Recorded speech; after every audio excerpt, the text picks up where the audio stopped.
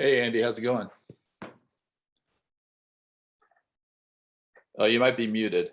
Yeah. See, there you go. I remember my first Zoom meeting. Here we go. Okay. Hey, Awesome. Hi, yeah, guys.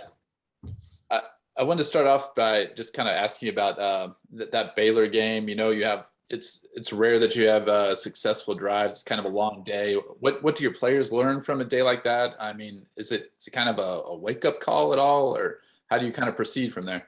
Yeah, I mean, you could say that. I think kind of some aha kind of thoughts, when you take and you look at when you talk about not staying on the field, you show them, we talk a lot about this being the difference in the program. And a lot of times it was, one guy on one play, you know what I mean, that didn't quite get it done. And then it's like, you see how that,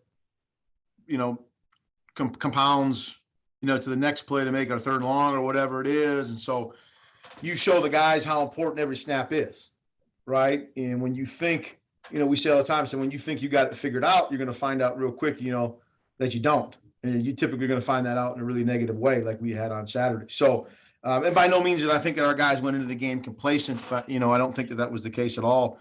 The week before, and this is what I talked about the guys, on Monday. I said, the week before we've demonstrated some explosive ability, but then we had a lot of what we call our dirty dozen or negative plays.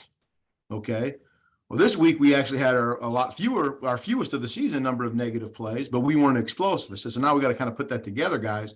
And that's how you're able to get in the field or, sustain drives, stay in the field, keep the defense off and keep getting, first downs and touchdowns. So I don't know if you would want to say a wake up call per se, but maybe just more of another great opportunity to learn from, when and it's not just the players, it's us as we've talked about before, you still just, we're still, you hate to say this, but you're still kind of learning and figuring out our guys a little bit, as we go here, because that was our third time in a real game situation. You're starting to figure out, what they're capable of doing and how we can magnify and emphasize those sort of things and what we need to minimize within the offense and stuff like that. Yeah. Obviously, you guys have a lot of season left at this point. At least your quarterback's your leading rusher. I'm curious, have you ever coached an offense where you kind of got through a season and your quarterback was either your leading rusher or near the top of the stats or anything like that? I don't know that I've had it like that before in the past. Obviously he's really fast and he does a good job and he's had a lot of our explosive runs. And so I know that's stressful for people, both schematically and personnel wise.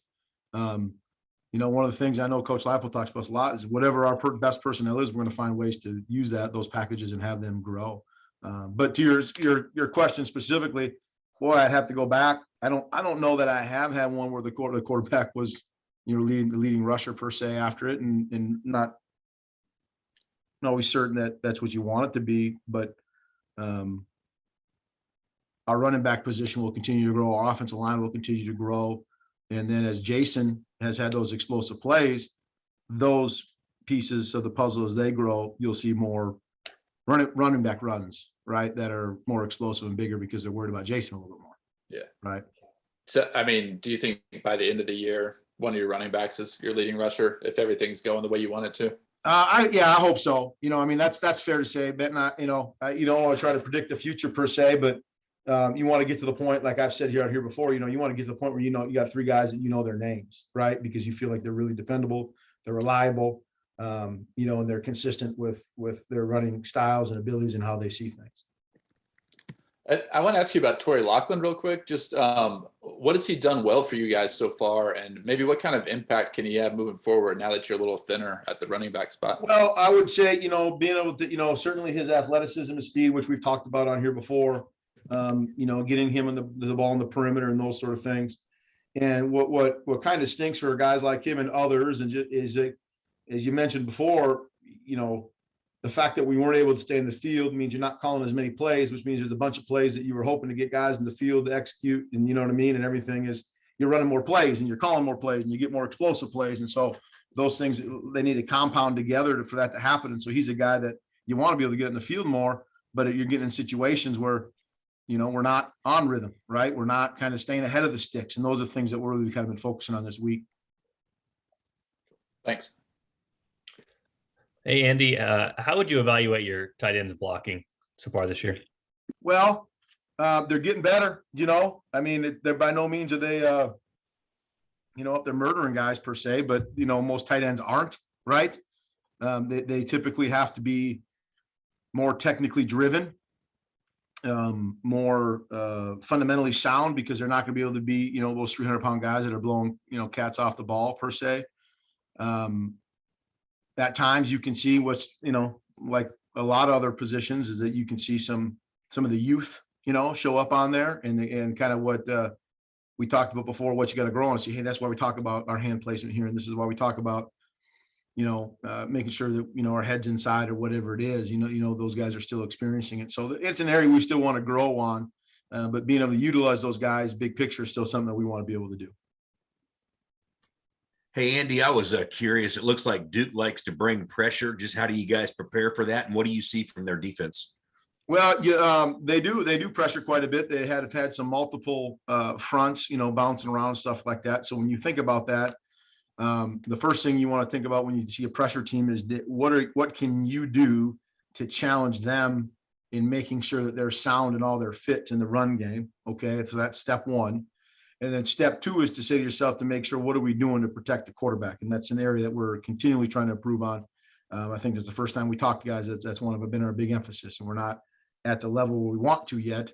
And I'm using the words we, because that's, I'm a part of that, and we got to figure out how to make sure that he's more comfortable back there and doing things that he's comfortable doing. So when you see a multiple pressure team, you want to, you have two choices. You can kind of sit back and react to it, John, or you can say, hey, we want you to react to us, and we're going to try to make them react to us and how we're going to go about it, right? And kind of come out after them per se, to say, okay, make sure you're fitting this correct, and make sure you got this all had it up the way you want it. Because when you're a pressure team, sometimes that becomes a little bit feast or famine, if that makes sense to you, right? All of a sudden you're a gap short, and when you play as much man coverage as they do, bang, right? You get those explosive plays that they're trying to really minimize. So that's how I would look at it and approach them. And then my last question, in something like that, do running backs have a bigger role to block? Well, they always do typically, right? When you look at it around, every level of football, I shouldn't say that. I guess I can't speak for every team, but most levels of football, those guys have some sort of protection responsibility, right?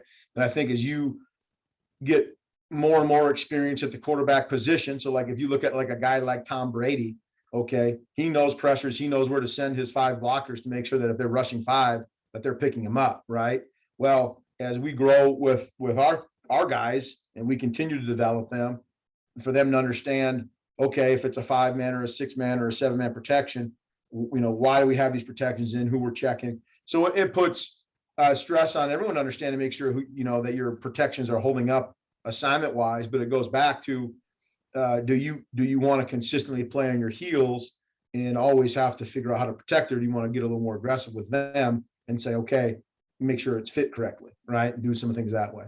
So yeah, it does. They got to know who to block and how, for sure.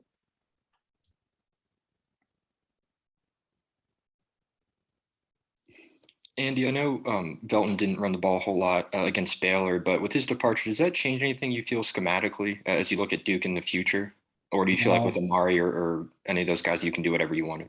No, as we're coming in, we're excited about the guys that we have here. We think Devin is growing. He's getting better every game.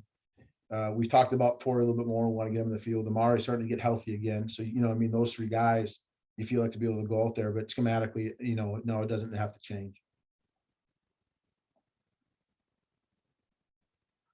Anything else for Coach? All right. Thanks, everyone. Well, I appreciate you guys. Thank you. You guys have a great Thursday. It's Thursday, right? Yeah, it's Thursday. So, but you guys enjoy the rest of the day. All right, you too. Appreciate it. Thank you.